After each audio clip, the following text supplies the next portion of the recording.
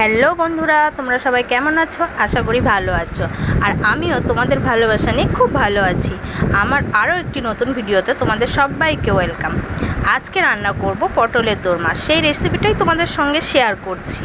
সবার প্রথমে পটলগুলোকে ভালো করে ধুয়ে নিয়ে তারপর ওর খোসা একটু ছাড়িয়ে নিয়ে ভেতরের অংশগুলোকে বের করে নিতে হবে।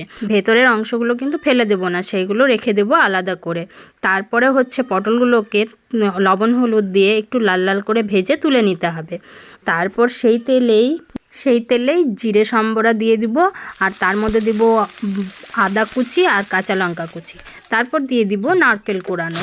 তারপর তার মধ্যে একটু ঘি দিয়ে দিব, আর ওই যে রেখেছিলাম পটলের যে শাঁসগুলো ভেতরের অংশগুলো সেইগুলো মিক্সিতে পেস্ট করে দিয়ে দিব। আর দিব জিরার গুঁড়া, হলুদ, লবণ, লঙ্কার গুঁড়া, একটু ছানা, কাজু বাদাম, কিশমিশ আর সেদ্ধ করে রাখা একটা আলু দিয়ে ভালো করে কষিয়ে শুকনো শুকনো করে একটা পুর তৈরি করে নিব। তারপর অন্য একটা কড়াইয়ে তেজপাতা আর একটু জিরা সম্বরা দিয়ে তার মধ্যে আদা, জিরা আর লঙ্কা বাটা দিয়ে ভালো করে কষিয়ে নিয়ে তার মধ্যে 1 কাপ পরিমাণ টক দই ভালো করে ফেটিয়ে দিয়ে দিব। দিয়ে ভালো করে কষিয়ে নিয়ে গরম জলে, যে পাশে দেখছো গরম জল করে নিয়েছি, গরম জল করে দিয়ে দিব।